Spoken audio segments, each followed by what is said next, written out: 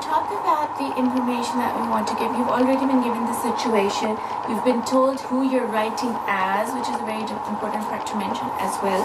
Are you writing on behalf of the school? Are you writing as a concerned citizen? Are you part of a planning committee, etc.? And that too will help you determine your tone and register, right? And you're also given your audience and the genre that you're working on. These will determine both your tone and register. They'll determine the audience, and they'll also kind of determine the kind of information you want to share.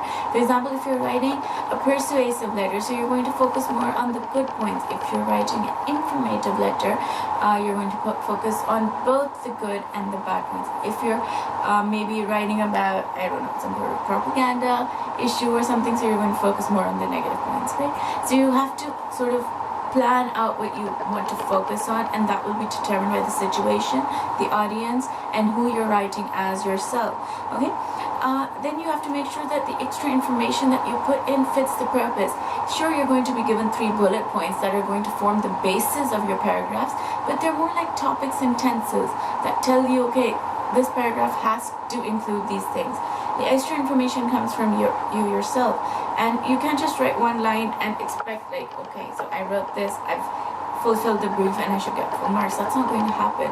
So you need to make sure your information is relevant and in the appropriate tone. Okay, so that's something that we need to work on. The information you give has to be very clear. It has to be very, it can't be ambiguous of sorts. So you can't just assume that your reader knows what's being talked about. Okay, so you might have a plan in your mind, but until you put that down on paper, no one else is going to get the, okay, why is this person saying such and such thing, right? So you have to be very clear about that. Make sure that you have at least one paragraph for each bullet point. So that's all part of your planning session. An important thing that you should focus on when you want to add in that extra detail is that just match it with the situation and match it with the audience. Okay, is it something this person really needs? Is it something that's going to bolster your case, or is it something I'm just writing in order to meet the word limit? Okay, so if it's the third one, don't put that in.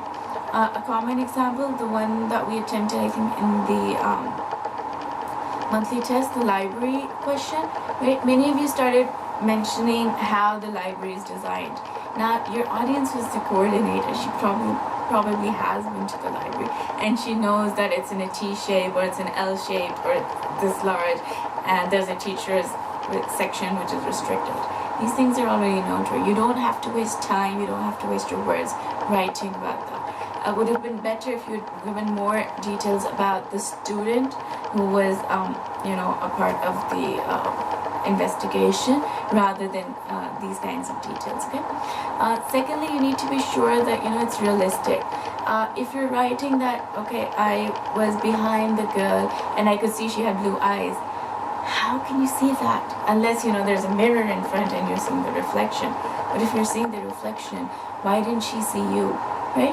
So these are things you've got to think about when you're writing them down, because if you don't, you're actually just putting in a story which might be a very good creative writing story, but it's not going to be supported by the information given. It's not going to be logical, and at the end of the day, it's not going to get you marks. Okay, so one golden rule to focus on is that be very selective about the extra details you think you might want to add.